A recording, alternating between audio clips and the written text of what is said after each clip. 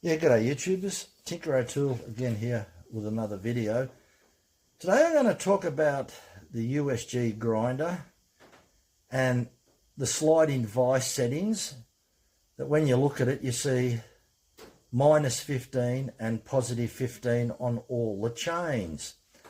And a lot of people are relating that back to an Oregon type grinder. So I'm going to show you what that's all about, what the positive and the minus 15 is. Now, it's not degrees, it's in millimeters. So the scale on the USG grinder is in millimeters, minus 40 millimeters to positive 40 millimeters. It's not in degrees, although it's probably close, but we don't use degrees on the sliding scale. Now, what I'm going to show you is probably something that you'll be totally unaware of, and it may change your mind, the way that a USG grinder works. So what I've done is put a little bit of tape. You can see that little white bit of tape there for reference point during the video. So when we zoom in, can you see where that piece of white tape lines up with the little slot? So you can see here, right in this slot here, it lines up. And the height of the grinding wheel to the rail is the grinding level of the tooth. So I've set that up so that when we do the measurements on the sliding vise, it all makes sense. And I've locked the wheel with a bit of masking tape so that the wheel won't move. And we'll go on to the next part. Now, one of the things that is a little bit different on the Stihl USG grinder, and that is the reason why we've got minus 15 millimeters and positive 15 millimeters, is the pivot point of the scale, the top plate angle. So when we look at this protractor type scale, and we look at an Oregon one, and they look the same. This actually goes up to minus 60 and positive 60 on the other side. But what I want to draw your attention to is the pivot point. And there's a little pin that's in this plate. So there's a little pin underneath here, and it goes into a hole right in the middle. So therefore, the pivot point is right on this black dot, right? But if you look at the point of the tooth, and that's on a brand new chain, and you look at the distance from there to there, right? So if I put the file in there, there's the distance. I measured that at 17 millimeters. That's the distance. And if you put a worn chain in at the end of the life, it's about 10 millimeters. So what does that all mean? Why am I bringing that point up? Well, the reason I'm bringing that point up, when you stick out 17 millimeters from the pivot point, it means that this point is going to move across the face of the grinding wheel, and that white line that we've put on the grinding wheel, it's going to be well and truly about 15 millimeters away from that line. Now, on an Oregon grinder, you don't have the point of the tooth 17 millimeters from the pivot point. It's a lot closer. It's almost sitting on top, which to me is a better way of doing things, but still of doing things different to achieve the same sort of purpose. So what I'll do next is show you the difference, what this makes. Running the vise at 0 degrees and running the vise at minus 15 or positive 15, whatever the case may be.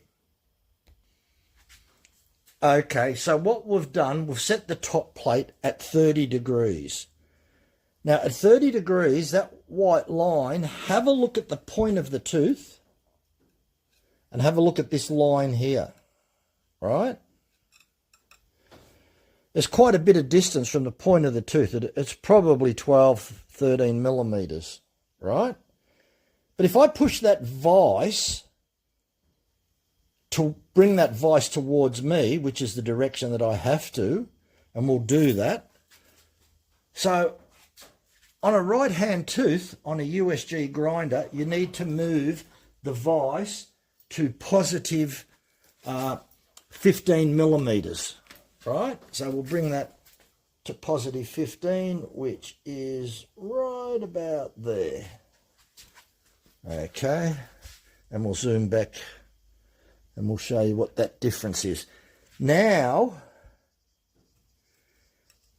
and I'll just try and I'll just get this out of the way and push the tooth up against the wheel. Can you see the difference now? You're talking about a couple of millimeters. It's about 4 millimeters from the white line to the point. There's the point of the tooth, all right? So that's what 15 millimeters equates to.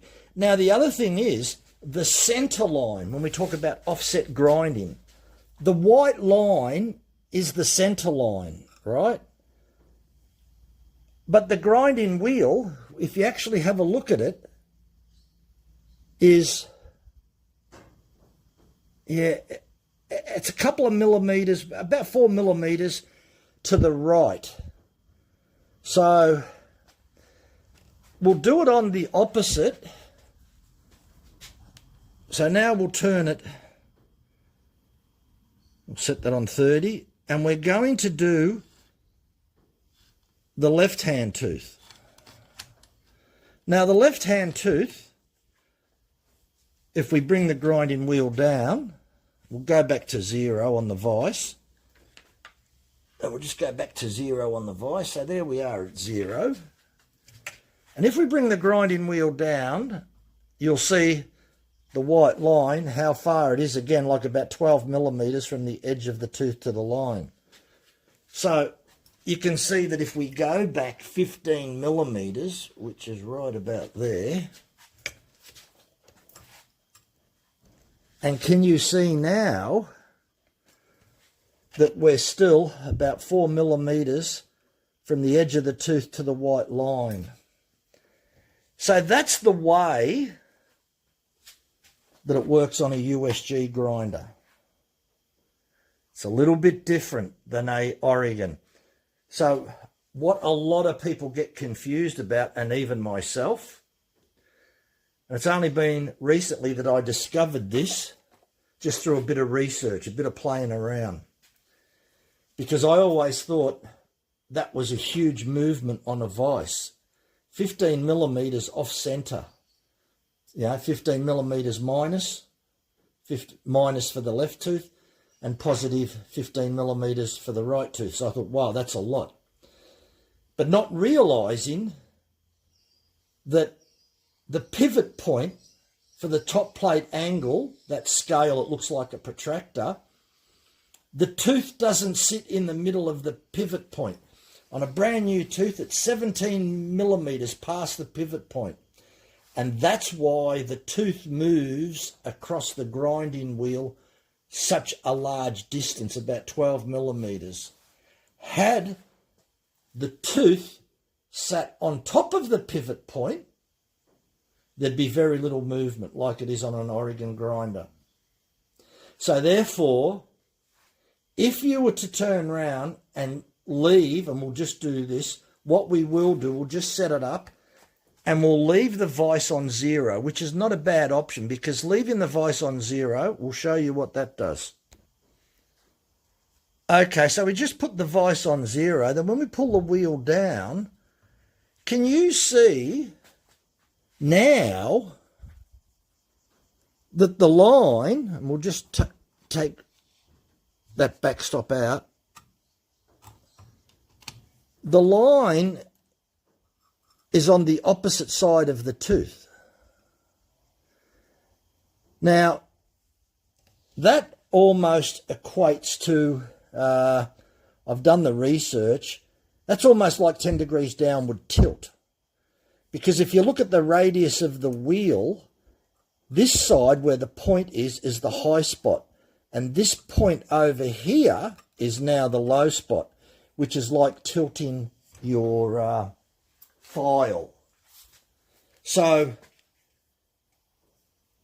0 degrees is like 10 degrees tilt, because you got the inside of the wheel where that white line is now. So that's very interesting. So minus 15 degrees on a left-hand tooth is almost the opposite of 10 degrees tilt, because the wheel. So again, what I will do, if I undo the vise, and you'll see this move. So when we have a look like that, if we move this, this is a left-hand tooth, so we've got to move in that direction to minus 15, which is about there. As you can see now, the white line is on the other side of the point of the tooth. Now that's nothing like an Oregon grinder, because the Oregon grinder works different than that. But the bottom of the gullet really isn't that important. The only thing that I can think of, maybe there's some slight advantage, and I'd say slight advantage of chip clearance having it this way. This is the way that Stihl do it, right? So I'm not going to question their way of doing things, because I don't think I'm as smart as what Stihl is. But all as I'm doing is saying that this is what they're doing. On an Oregon grinder, it is totally different. But my main point that I'm making, that where a lot of people get confused, is that they believe, and I've seen it written on a lot of the forums, they go, oh, I've got an Oregon grinder and I normally run it at 0 degrees on the vise, unless they tell me 10 degrees downward tilt. But I notice on the USG chart that it calls for minus 15 and positive 15. That seems to be a little bit excessive. But as I've just explained it to you, the reason that you're doing it is because of the vise offset. So when we look at a Stihl USG grinder, B, you can see the icon there, B, that's the slide-in vise. So we go to column B, minus 15, positive 15, all the way down the chart, right? It's done on every single tooth because it's putting the grinding wheel in a very slight offset by a couple of millimeters. It's not 15 millimeters, positive or minus. It's lucky if it's 4 millimeters. And that's all it is. So that's Stihl's way of doing it. I'm not going to argue with it. I use this Stihl USG grinder. USG stands for Universal Sharpening Grinder, because it does circular saws, and it also does circular saws and hedge trimmers, as well as chainsaw chain. Okay, so the end conclusion is, why is it that Stihl don't use 10 degrees downward tilt? They used to years ago, because I used to recommend it in the early 90s, to use 10 degrees downward tilt, and they no longer recommend it. Well, I'm sort of thinking that the 10 degrees downward tilt, all as it ever did anyway, was change a little bit on the working corner to reduce the hook. That's all it really ever did. So Stihl are no longer recommending it, because I think people just got it wrong. You know, they went more than 10 degrees. They went, you know, even their file, holding their file down and grinding the tie straps. So on the USG chart, there is nothing on the chart that tells you 10 degrees downward tilt for any chain. It's positive 15 or minus 15 on the vise. And as you saw, that when you bring the wheel down, there is only a couple of millimeters between that white line and the point of the tooth. And it's that white line is the center of the grinding wheel.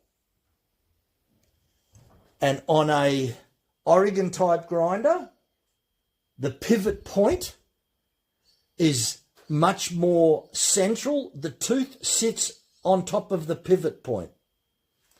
Whereas the tooth, as I spoke before, the tooth sits 17 millimeters on a brand. There's a pivot point there, the little black mark that I've got there, the texter. That's the pivot point. And that's where the tooth is, 17 millimeters away. And that's the reason why that tooth moves across the face. On 0 on the vise, you've got about 12 millimeters. We'll just do it one more time for those that are sort of new to all of this. Sometimes you need to explain things a few times and then it sinks in. So that's the vise sitting on 0 degrees. And if we pull this down, you'll now see that we've got a distance of approximately, I'd say about 12 millimeters. From this point, which is the point of the tooth, the line here is behind the tooth. And that is virtually 10 degrees downward tilt. That's what that is. Because the low part of the grinding wheel is over here. This is the lowest point of the grinding wheel. This is the highest point over here. And that's what you do with 10 degrees downward tilt. You lower your file down so that it's grinding on a slight angle. And that's the downward angle that you've got there. So it's not recommended by Stihl, but what I'm saying, that if you want the 10 degrees downward tilt on a Stihl USG grinder, put it on 0 degrees and you'll get 10 degrees downward tilt, guaranteed. But that's not what they recommend. It's only what I'm saying that I do if I want 10 degrees downward tilt. Personally, I don't bother with 10 degrees downward tilt. I make sure that I get the C shape looking really good without any hook. And I guess with experience, it doesn't take much to understand how to do that. And typically, most of my chains would look a little bit like that.